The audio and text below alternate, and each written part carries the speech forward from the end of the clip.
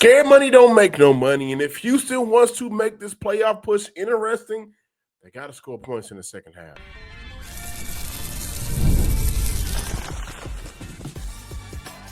You are Locked On Texans, your daily podcast on the Houston Texans.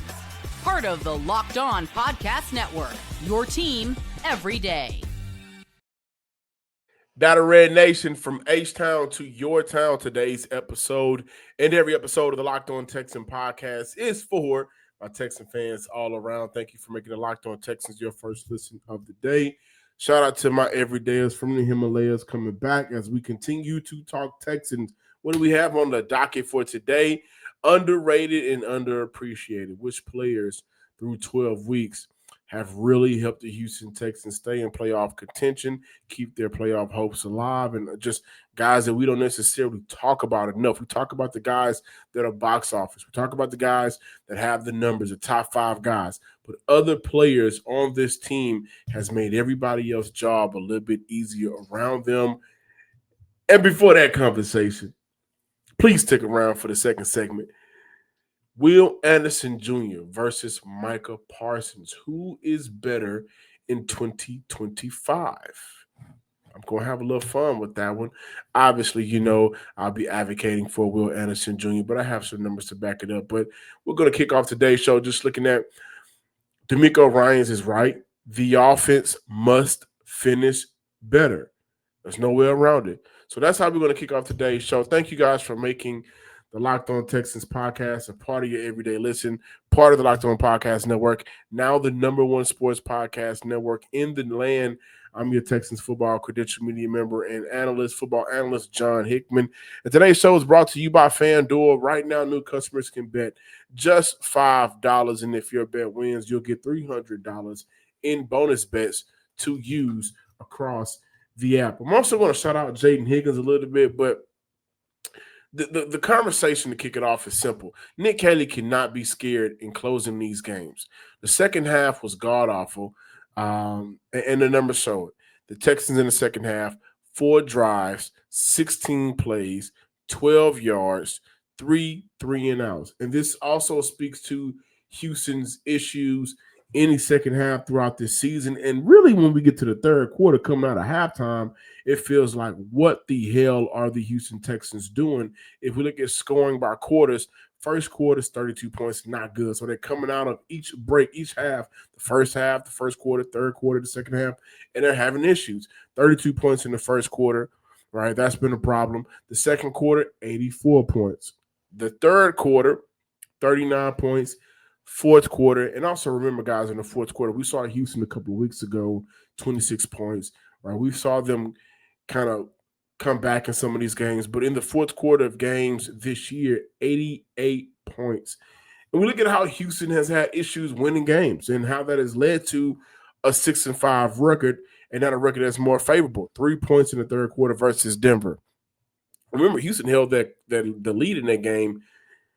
What was it? Up until the midway point of the fourth quarter, 0 points from the offense in the third quarter versus Seattle. That was a one-score game. 0 points versus the Jags the first go-around and the second go-around. 0 points in the third quarter versus Tampa. I just gave you guys 3 of the 4 games that I just named, losses, all one-score games. And DeMeco Ryans is right to call out the offensive side of the ball from a coaching standpoint, because he understands how important it is to score points against their next 2 opponents. Let's hear from DeMeco on just second half offense to this point. No, it doesn't necessarily correlate. Like, we still got to do a better job moving the ball in the second half. I don't think our second half offense was good enough.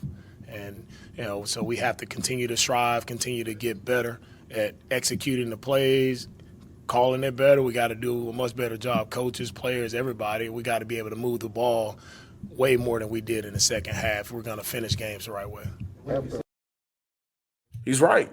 He is absolutely right. And one thing that really ticked me off, I don't know about you guys, so let me know how you feel in the comments, but it felt like the third quarter just completely took away any momentum that Woody Marks had in that game. It felt like it took away any momentum, the running back group all together. Of course, the offense, but just it felt like this would be Woody Marks true breakout game. He'll reach 100 yards on the ground. Going into that third quarter before it kicked off, I think he averaged around 5.2 yards per carry. I mean, he was really getting it done for Houston. And then he dealt with penalties, but they also dealt with a play calling that was just completely backwards from where it was to close out that second quarter, where we saw Davis Mills in the offense doing some great things. And I thought that when they got down to the red zone in that second touchdown, it felt like Nick Caley knew exactly what his script was going to be and understood how he wanted to attack the defense. So it felt like between Caley, Davis Mills, and the offensive line and the weapons around them, they understood what the goal was and they were prepared for it just to get into the third quarter and lay a complete egg. It was frustrating to watch. And again, DeMeco was right to call them out. Houston has KC, who has pretty much had their number. They are not the KC of old. And this is a team that is 1-5 in one-score games this season. That is not a team Houston can afford to not put away when they have a shot. I mean, this isn't last year where they were, I think, 9-1 in one-score games. They are 1-5. They're not the same team offensively that's trying to find ways to win games. But when you have a team that you traditionally have issues putting away, especially in this era of Texans football, hell, we can go back to the 24-0 blown lead in the playoffs. You got to put them away. And on top of that, Houston does not have the luxury of being the number one team in the AFC South right now, where they maybe could miss a game. Not at all. They are fighting to get into the playoffs. And when we talk about things like, this control their own destiny, you can't control nothing if you ain't scoring points in the third quarter when teams are coming out and figuring out some of the things that maybe worked well in that second quarter for Houston, where they scored the second most points, 84, and try to take things away. And also, KC is averaging nearly 16 points in the second half in games where they didn't end in a one-score result. So Houston can't afford for this game to get away from them because KC, they'll get a 2-point lead, a 2-score lead, and if Houston has those issues in the third quarter where they're not able to keep up, then maybe we can kiss the playoffs goodbye. None of us want to do that right now. Also, for the Colts, they are 1-2 in their last 3 games, 2 overtime games. They are very beatable right now. Houston will not beat them if they end those third quarters cold. They can't start the first quarter cold. Let's talk about the offense altogether, right? Second quarter, fourth quarter, a combined 172-point score. You get to the first and third, issues across the board scoring, issues across the board protecting the quarterback, and obviously they found a better offensive line combination. Issues across the board getting into the red zone when they're getting down there. But if they go into that third quarter, because I think we can all trust the defense will keep this team, Indy, of course, is who I'm referring to, keep them in check, contain them enough. And Jonathan Taylor did not have the best of games on Sunday. The defense in Houston will do enough. Houston has to be able to say, hey, listen, we can put up a touchdown in the third quarter. We can do that. DeMeco's just asking Nick Caley and his group to be as aggressive as the defense will be. And again, that was the frustrating part about the Bills game. Caley's play calling was very lethargic and scary. And those are 2 words you don't want to hear if your team is controlling their own destiny. All right, when you control your own destiny, you got to get up in the morning. You gotta call the jobs as they open. Hey, y'all hiring? I put my application in. You gotta move with some fire under your tail. And luckily, 8 sacks from the defense. Luckily, Kalen Bullock in that fourth quarter with an interception. Luckily, they made plays time in and time out. But offensively, give us something, match our intensity, match our swag, and score points in the third quarter to help us put these games away to keep our playoff hopes alive. And again, it'll be different. The Bills defense dictated the game, but they didn't at no point of the game. Mills, Stroud, or whoever, that offensive line gave you hope. That would be the same unit to play Sunday. The approach needs to be different. Be aggressive. Punch them in the mouth before they punch you in the mouth. Now, what can help with this? When a player shows you he's ready, give him the ball. And also when we come back, Will Anderson and Micah Parsons. Who y'all taking? I'm riding with the home team on this one. We got more Locked On Texans when we get back. Perfect time to talk about FanDuel. I don't know about y'all, man, but the Rockets are playing good basketball right now. The NBA is back. It's been some great basketball, and there's no better place to get in on the action than FanDuel, the official sports betting partner of the NBA. Even if you miss the start of the game or want to ride the hot hand, FanDuel has live bets on everything from who will score next to fourth quarter comebacks. Plus, you can even combine your live bets into a same game parlay for a shot and a bigger payout. It keeps every game exciting, especially when your team is making the late push. Right now, FanDuel is giving new customers $300 in bonus bets when your first $5 bet wins. So head to FanDuel.com, sign up, and play your game with FanDuel, the official sports betting partner of the NBA. Getting back to what matters most, and that is talking Texans with Texan fans across the nation. Jayden Higgins in the last 3 games, 9 first downs, 2 TDs, both from the slot. Listen, when you talk about guys that can help Houston offensively,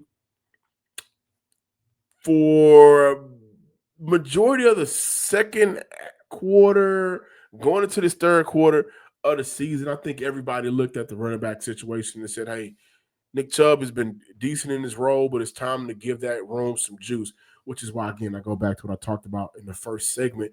Just been a little bit disappointed in how the Houston Texans offense came out in that second half. I was rooting for Woody Marks to get that 100-yard game, right? But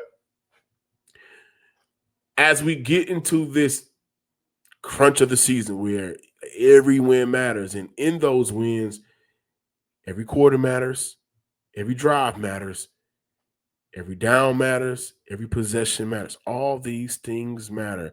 You have to assess who is one of your better players.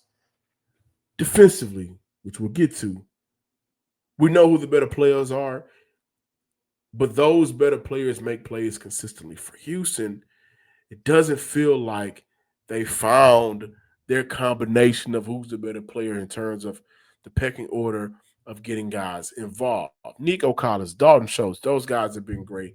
Woody Marks has been very good for Houston. The numbers may not show it. Jayden Higgins had a great game Thursday night. Jayden Higgins is growing up, right? And Jayden Higgins is a guy, my everydayers from the Himalayas know this. I talked about him religiously during the draft process. Both him and Jalen Nolan, I was shocked to see Houston drafted both of those guys, but 6'4", 215, fluidity in his hips. He can get downfield. The way he runs routes, everything that you want from your Nico Collins, you got it in Nico, and you also got it in a rookie. Moving forward, you talk about a guy that can help you win games. You talk about a guy that can help you win quarters. You talk about a guy that can help you win drives, possessions, downs. It's Jayden Higgins. And I'm really curious to see what the matchup will be for Higgins versus Indy and also versus KC, especially when they get to Indy. And this is a game where hopefully, we get 2 players back. Hey, Coach, how you feel about, CJ and Petrie in the concussion protocol right now? Yeah, so for us right now, CJ and Jalen are still in the concussion protocol. So whenever CJ is back ready to roll, he's been our starter. He will be our starter whenever he's back ready to go. What I like about Higgins is when they get down to that red zone, you got 2 6'4" unicorns out there you can throw the ball to. And some people may have heard me say this before here on the show, maybe on social media. I personally think Jayden Higgins is a better red zone target than Nico Collins.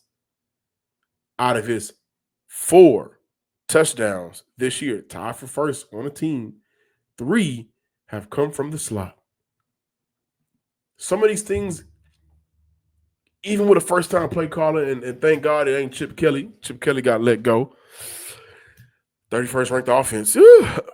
But some of these things, it feels like when whatever scheme you're drawing up breaks down, Just get the ball to the playmakers.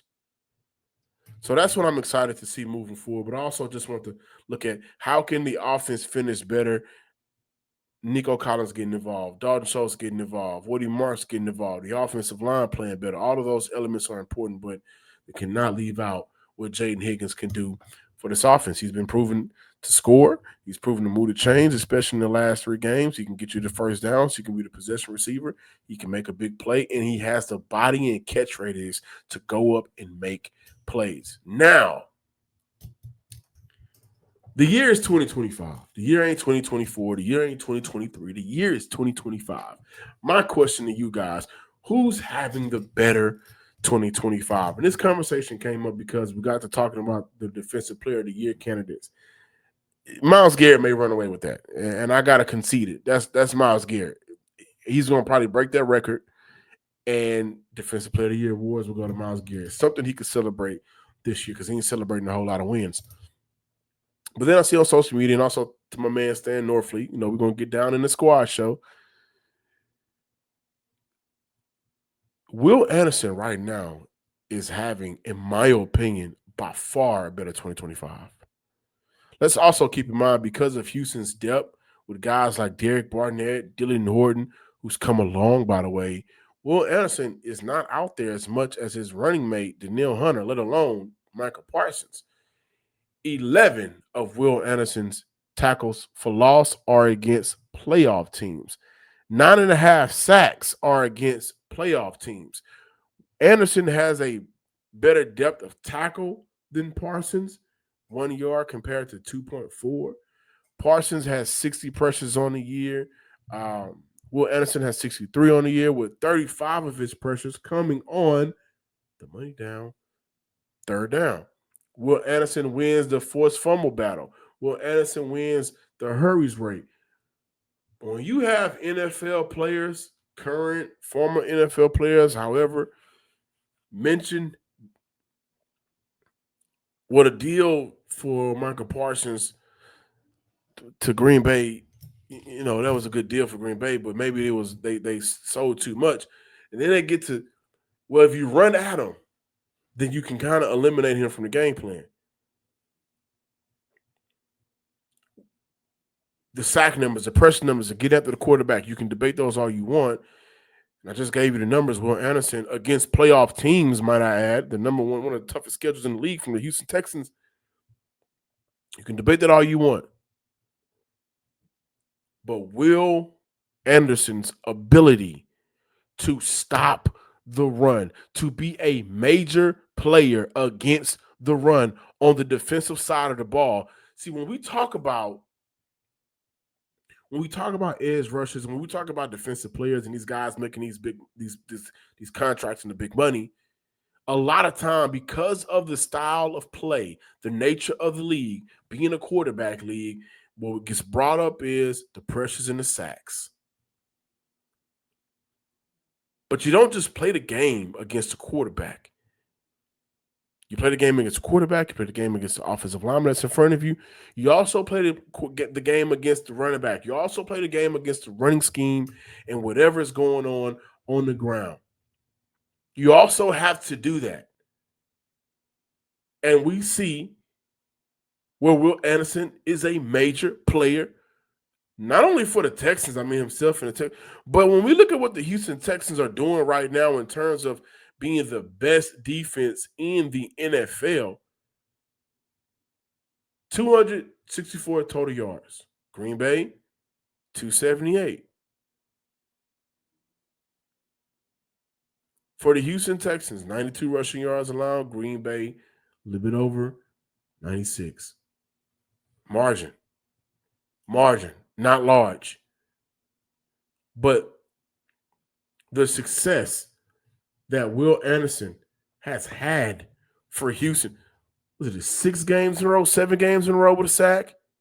And look at the amount of current playoff teams that Will Anderson and that defensive front took on. Some of these things that these players are doing, does it always translate?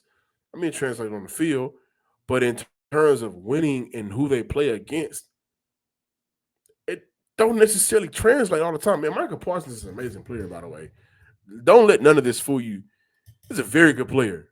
Green Bay knew what they were getting in Micah Parsons when they traded for him, and they felt like Micah Parsons was the guy to get them over the hump. Defensively, they're averaging 18 points allowed per game defensively. Houston is at 16. The numbers are not wide. They're very close. But in 2025, I think the defining stat that I can give you guys is the number of sacks against playoff teams, the number of sacks against offensive lines that are just flat out better. Will Anderson's compared to Micah Parsons. Now, when I get back, I want to talk about some of the players that may have been underrated and underappreciated on the season. We got more Locked On Texans talk when we return.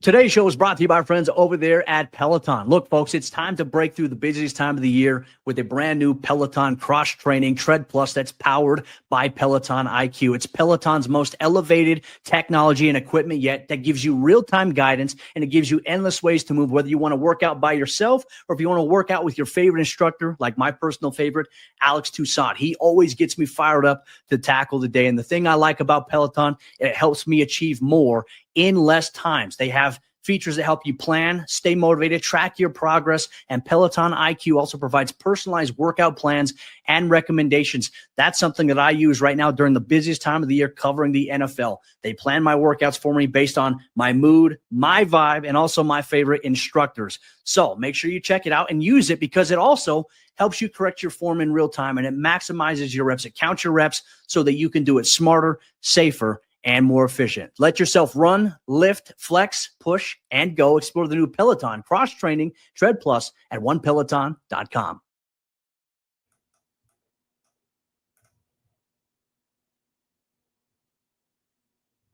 Welcome back, Texan fans. Closing out today's show, just looking at guys that are underrated and underappreciated. And I want to take this time before we dive fully into the Colts and what's going to go on with that.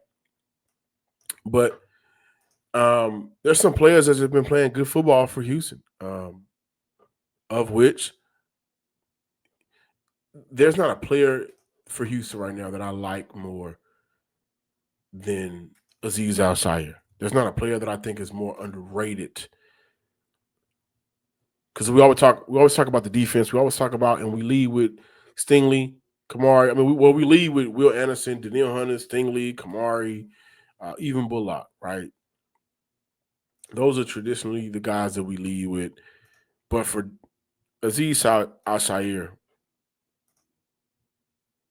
this season, you're asking of him to be better, to be the leader, to be the vocal leader, to be the guy that steps up and make plays and just be flat out,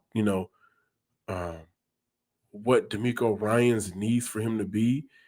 Currently, he's averaging less yards per catch in 2025 compared to 2024. His best since 2022, who was also his coach that year, by the way, in San Fran. But his yards per catch this year is nearly 6 yards different. He's only allowed 1 touchdown this year, 4 pass breakups. He's cut down on his yak yards at this point at 187. Granted, Houston does have 6 games left in the season. Things could change. Currently, he has 31 defensive stops on the year. You look at how impactful he's been in terms of getting after the running back, making sure that he doesn't have a lot of big rushing yards his way. But I think his improvement in coverage really speaks to, because this is the thing about Azeez. How often will that middle of the field get exposed because of my guy, Henry T? How often? I'm serious. So you look at the job that he's done and just being everywhere at once and really trying to make up for the guys in front of him, the guys behind him, and the guys around.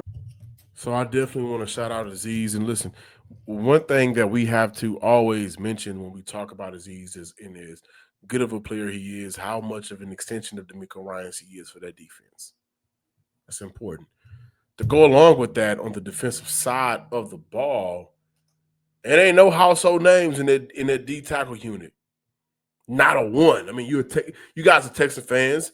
I cover the Texans, so I know them. Tim Settle, Sheldon Rankins, who returned back, and he got him a touchdown a couple of weeks ago.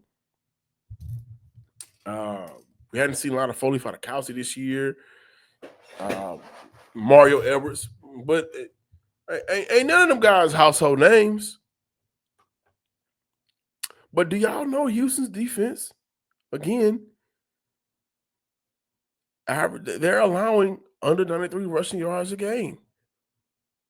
One of the best rushing defenses in the NFL. You don't just do that with two great edges. Obviously, the two great edges play a role into that. Obviously, Azeez Al-Shaair plays a role into that.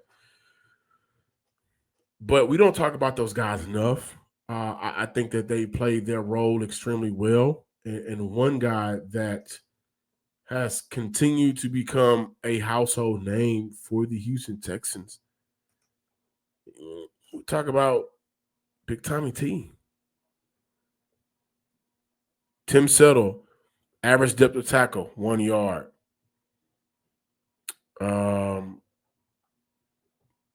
Denico Autry, average depth of tackle, 3 yards. Tommy Togiai, average depth of tackle, 2.4. Mario Edwards, average depth of tackle, 0. Those guys are getting after it. Those guys have been getting after it. And what you like about it all is they're not missing a lot of tackles. They're not missing a lot of tackles. So those are the guys that we need to highlight a little bit more for the Houston Texans. And it feels like, at one point, DeMeco Ryans called Tommy Togiai the most consistent interior defensive lineman for this defensive front. And he's been playing good football for Houston. No doubt about it. Togiai currently has 4 tackles for loss on the season. And another guy, Titus Howard.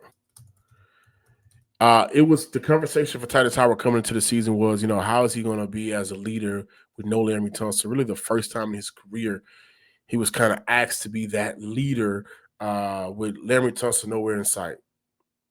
And for another season, he's been shuffled around, finally a left guard, right? What we can appreciate from Titus Howard has been just his willingness to do whatever.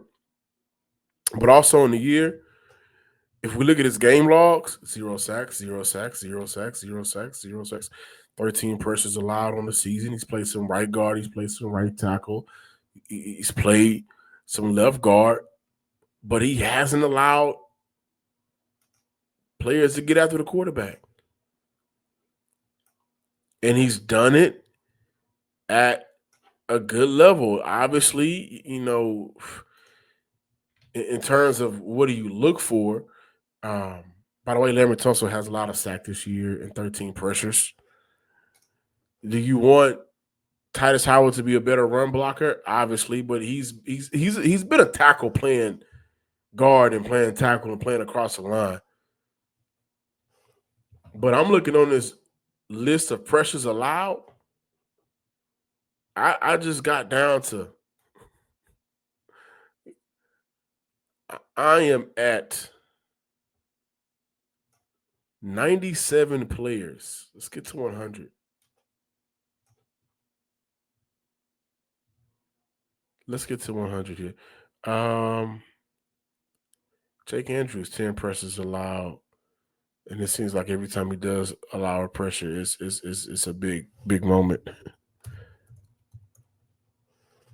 The 133rd player tied with Laremy Tunsil, Titus Howard, 13 pressures allowed on the season, 0 sacks. He's been that good. He's been that good. He's been more than good. Only 13 quarterback hurries. And so I think he's been just incredibly underappreciated and underrated. with the 50-11 offensive line combinations that they've gone through this year, with the offense trying to figure out what their identity is. It's been an up and down ride, but at the very least, you can say he ain't allowing nobody to hit their quarterback. He trying to make sure that C.J. Stroud won't go out like any of the previous quarterbacks that Houston has had to deal with, franchise quarterbacks, mainly speaking to David Carr, excuse me. But he's been doing his job as a pass blocker. Thank you for listening to today's episode of the Locked On Texans podcast. Appreciate some of these players because they've done good for Houston. Appreciate some of them. Go Rockets, by the way. Please subscribe, like, and comment on YouTube, wherever you listen to your podcast. Follow me on Twitter at John_Hickman12. Until next time, ladies and gents, Texas fans across the nation. Peace.